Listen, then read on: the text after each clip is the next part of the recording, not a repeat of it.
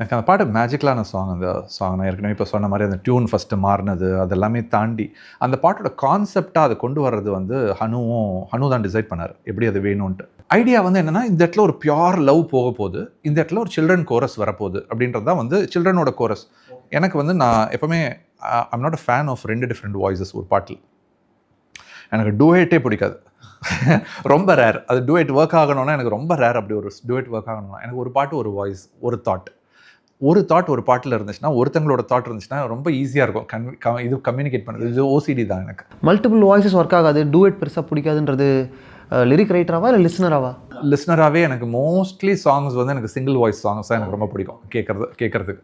எழுதுறதுக்கும் அதே மாதிரி தான். ஒரு தாட் எழுதலாம், இதெல்லாம் இவங்க எழுதிட்டு இருக்கும்போது இவங்க என்ன நடுவில் வந்து சொல்கிறது, ஏன் இவங்க வந்து பேசிகிட்டு இருக்காங்கன்ட்டு நான் வரும் எனக்கு. நான் சில பாட்டில் எனக்கு கோவமே வரும், ஏன் இந்த இவ்வளோ பெரிய பாட்டில் ஏன் இவங்க நடுவில் வந்து பாடிட்டு இருக்காங்கன்னா சொல்லிட்டு கோவம் வரும். அது அழகாக போயிட்டு இருக்கிற பாட்டில். டூயட் சாங்ஸில் மன்னிச்சிருவேன். சில அந்த மேல் ஃபீமேல் டூயட்ஸில் நிறைய பாடல்களை எனக்கு அக்செப்ட் பண்ணிக்க முடியும். இது மாதிரி எழுதும்போது எனக்கு இதில் திடீர்னு சில்ட்ரன் வாய்ஸ் வரும்போது எனக்கு ஏன் சில்ட்ரன் இந்த பாட்டில் ஃபுல்லாக ஒரு அழகாக ஒரு லவ் சாங் போயிட்டு இருக்குது, திடீர்னு ஏன் குழந்தைங்க வந்து பாடணும், அது இல்லாமல் அது வந்து ஃபீமேல் கோரஸாக பண்ணுங்கள் இல்லை இவங்களோட கோரஸாக பண்ணுங்கன்னா இல்லை அது அப்படி தான் வேணும். அப்படி இருக்கும்போது தான் அது விஷுவல்ஸாகவே அப்படி தான் நாங்கள் பிளான் பண்ணியிருக்கோம் ஃபுல்லாக அந்த இடத்துல போகிறது அப்படின்னு சொல்லிட்டு சொன்னாங்க.